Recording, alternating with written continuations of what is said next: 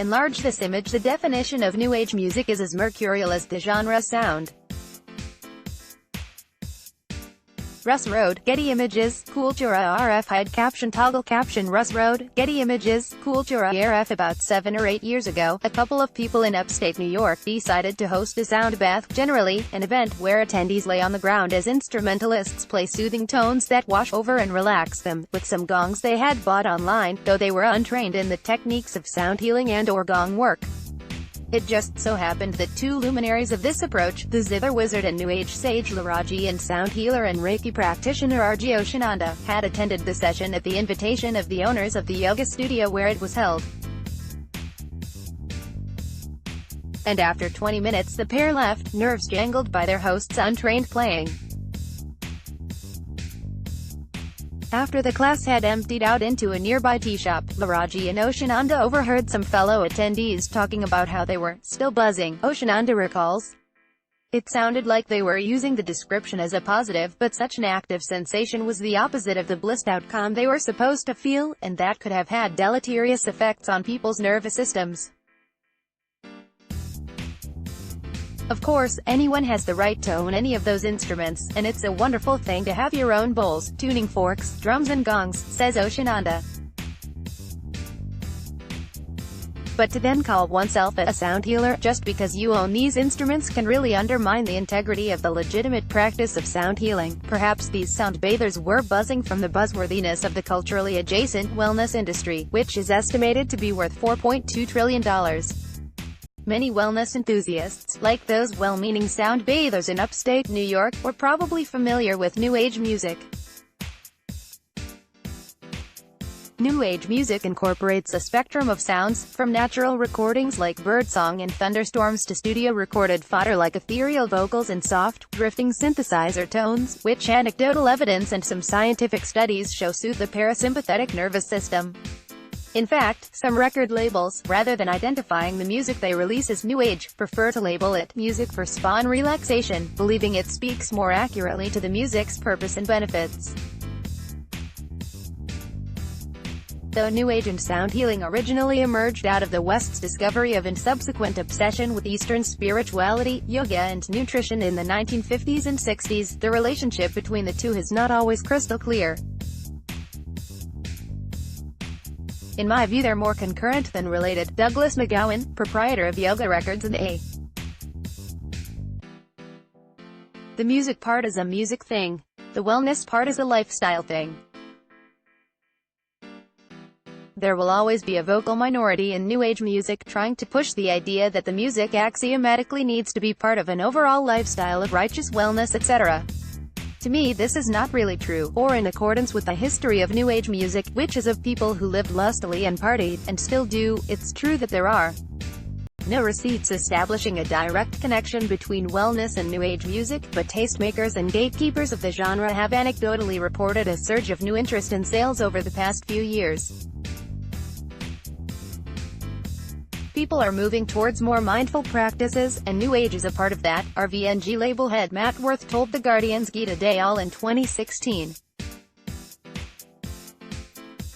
In 2013, McGowan helped to assemble the compilation I Am the Center, Private New Age Music in America 1950 to 1990 for the independent label Light in the Attic, which helped introduce a new generation of listeners to genre originators like IASOs, Stephen Halpern, Joanna Brooke and Laraji. Albums by some of these artists have been the subject of their own reissues on other imprints. And relative newcomers like Los Angeles' Matthew David and Caitlin Aurelia Smith have refreshed the genre with new approaches and sounds.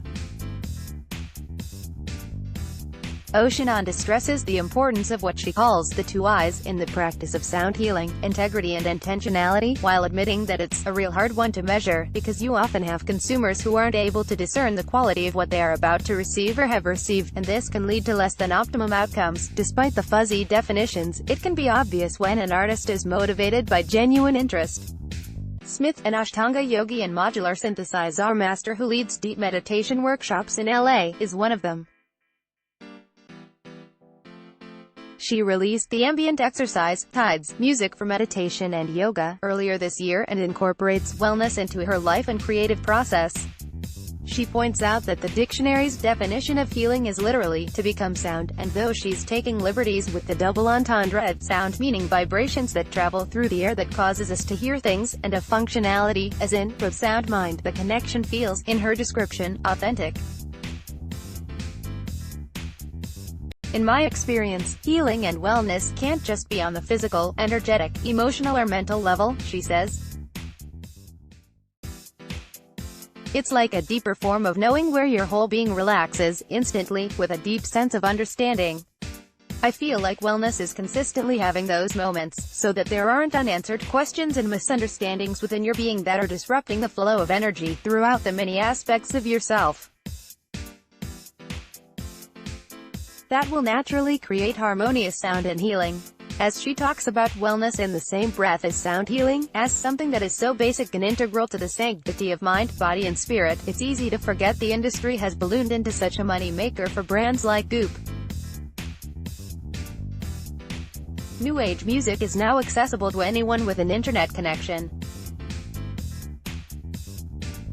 If you don't have the resources to study under Don Conroe, much less buy his gongs, just watch some YouTube videos and get a Zygian tabletop on Amazon.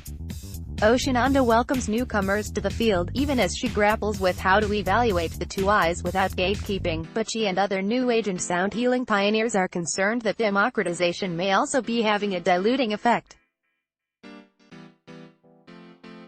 People try to simulate New Age because they think, I'll just sit down at the piano and doodle away, adds musician, songwriter and entrepreneur Suzanne Doucet. People who like New Age music, they know the difference. It's the same in the wellness industry, they can distinguish between the fake and the real. The debate over what constitutes this music goes back to the genre's beginnings in the 1960s and 70s. New Age often is defined by what it isn't, rather than by what it is, wrote Don Heckman for the Los Angeles Times in 1994.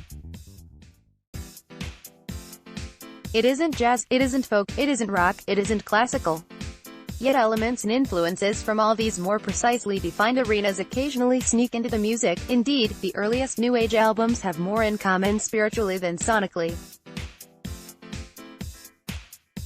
The first New Age album is widely recognized to be Tony Scott's Music for Zen Meditation and Other Joys from 1965, a sparse soundscape of clarinet, koto and shakuhachi. Next was bassist and flautist Paul Horn's Inside, recorded inside the Taj Mahal in 1969 as an accompaniment to a documentary about transcendental meditation, followed in 1975 by the genre's arguable text, Stephen Halpern's Spectrum Suite. He plays 7 keynotes on a Fender Rhodes that correspond to the 7 chakras, in order to literally tune your human instrument, according to the guidelines put forth by the Grammys when it created the category in 1987. New Age is also a question of consciousness, or what the artist's intention was in making this kind of music. Doucet, a member of the Recording Academy's screening committee, adds that alternative New Age music produced by Spotify's Chill playlist regulars like Lo Mimu and Peter Myteska is just a facsimile, but for plenty of users, it's close enough. They just put on some tingly music and nature sounds that are maybe 30% of the real thing, she says. People who are not deeply into this music might say, this is fine, I'll just play it in the background. Doucet was there for the first New Age explosion, after she moved to LA in 1983 and opened America's first New Age-only record store, fittingly named Only New Age Music. The genre expanded to a movement it once derided and adored. Top-selling artists like Enya and Yanni sought to distance themselves from the New Age label. When someone says New Age music, I think of something that you put on in the background while you're vacuuming the house, the Greek pianist deadpanned to the LA Times in 1988. Meanwhile, LA-based classic rock station Commit switched formats to KTWV, aka The Wave, which played smooth jazz and New Age. The move dovetailed with an uptick in genre record sales. According to a Times report from 1987, pioneering New Age label Windham Hill was grossing over $26 million annually, about $59 million today, and other similarly focused labels were seeing sales increase by 5–10,000 units year over year. Within 5 years, every major record store was carrying new age music, says Ducey, who has just reissued a 5-LP career retrospective package, New Age Box Set, 1982 to 1984, on San Francisco label Dark Entries. It was so mainstream that people would come to us and listen to the music in listening stations, and then they would go to Tower Records and buy it for $6 less, which we couldn't compete with. Ruhde, who has been practicing laughter meditation and bathing listeners in trance-inducing cosmic ambience since the 1970s, has a sanguine view of the new age adjacent music that's available for listening on streaming services, regardless of its origins. I go onto a web place like Pandora or Spotify and I listen to what's being offered in terms of soothing, healing music, says Ruhde. I listen to some well-produced, mindful, positive music that helps to harmonize deep subconscious stress patterns. For people who need to take a break from their information-overloaded lifestyles, this kind of music, whether you call it sound healing or trance music or alternative music or new age music, addresses the need for the psyche or the emotional body to relax and release from linear information, lots of thinking. The difference, as Ruhde and Oceananda observed during that entry-level sound bath, comes down to the intangible mental and physical sensations listeners experience. One should not be buzzing. At a minimum, they should feel relaxed. Still, that doesn't necessarily make it new age, explains Ducey. Music that gives you horrible feelings or makes you tense is not new age. For people who are into spirituality, it opens up another dimension, and people who are open to that dimension, they know it right away. In a way, the 1980s mainstream audience's enthusiasm for soothing, mellow sounds foreshadowed many listeners' preference for the lean-back modes of listening that Spotify pushes so aggressively today. In 2017, music industry sources told The Baffler's Liz Pelly that Spotify's ever-expanding roster of chill playlists catered to, and possibly even created, a cohort of consumers that seek out this new breed of inoffensive music. All they have to do is press play and let the algorithmically curated sounds make decisions, something research shows consumers as a whole are increasingly fatigued by doing, for them. While this kind of listening doesn't actively harm listeners, the practice does have broader, equally worrying implications for artists whose livelihoods are being affected. Berlin-based tech company Endel, for example, engineers soundscapes it says are attenuated to each user's location and biometrics. Earlier this year, Warner Records announced its acquisition of the company's proprietary algorithm as if it had signed a new artist to its roster. First ever algorithm to sign a major label deal, proclaimed the press release announcing the news. In June, Endel released 5 albums titled, or, perhaps, Moodboarded, Foggy and Cloudy Morning, Rainy Afternoon and Evening and Clear Afternoon. In 2017, online publication Music Business Worldwide reported that Spotify had been populating playlists for relaxation and concentration like peaceful piano, deep focus, and ambient chill with fake artists. They were called fake because no one could find evidence of them anywhere except on Spotify, but if users could tell the difference, they didn't seem to care. Many of these playlists have hundreds of thousands or millions of followers and plays. It's up to the individual to decide what they're taking from the marketplace, Ducey says.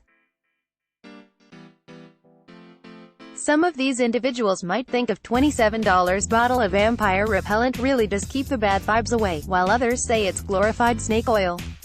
But if a couple spritzes here and there acts as a placebo, hasn't the product achieved its desired effect, regardless of whether it's real?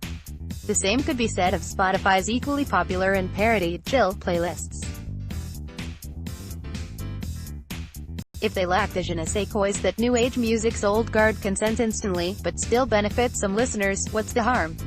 Especially since, perhaps most importantly, they're available to listeners regardless of their income stream, or whether they have any prior experience or knowledge in this field. One company trying to bridge the divide between consumer, algorithm and artist, with the intention of self-actualization, is Smartwater. The Coca-Cola-owned brand recently launched an EP and series of playlists called Smart Beats, featuring artists like Tora Waimwa, Empress of and Madeline Kenny that incorporate wellness practices into their lives in some way. Coca-Cola hasn't divulged how much each artist was paid, but industry sources estimate such partnerships can net artists anywhere from $10,000 to $40,000. Endel then designed the B-side, which is customized for different user activities, like running or cooling down. We look at it as a continuation of building upon the cultural zeitgeists, says Joe Holder, creative director of wellness at Smartwater. Improving soundscapes can make a huge difference in people's well-being and access. All you really need is an internet connection, and you can now have access to something that previously was a little hard to get to, as we see with the rise of boutique fitness, and things of that nature. It's all well and good to pour money into shifting the focus away from wellness figureheads like Moon Juice's Amanda Chantal Bacon and mind-bogglingly expensive products towards democratizing well-being, but SmartBeats does not seem to meet Oceananda's 2 Eyes criteria. At the SmartBeats event, held in a rather soulless event space in Midtown Manhattan, a brief meditation and workout session which lasted all of 30 minutes, that the evening was centered on, seemed an afterthought to bespoke cocktails, hors d'oeuvres and networking. And on a philosophical level, Smartwater's business is built on plastic water bottles, which threaten the environment and human bodies, both of which are deeply connected to sound healing and New Age music. By contrast, the inexperienced gong player's sound bath in upstate New York seems practically transcendent. In this case, the intention may have been there, but the integrity is less certain. L.A. Producer and multi-instrumentalist Matthew David has found a sweet spot between making sound healing and New Age music accessible, with some of his artists capitalizing on brand partnerships in this space, without either losing sight of its integrity, or his intentions. For example, Carlos Nino, who has released a number of albums on Matthew David's Leaving Records label, is good friends with Bacon, and has curated in-store playlists for Moon Juice, in addition to soundtracking her baby shower. Leaving Records also hosts an outdoor ambient music series called Listen to Music Outside in the Daylight Under a Tree, which is exactly what it sounds like. One edition this summer featured a wordless, beatless tribute to the recently deceased hip-hop producer Ross G. In 2012, Matthew David embraced New Age, and 4 years later, released several albums under his genre-specific project Mindflight. He also launched the regular show Mindflight.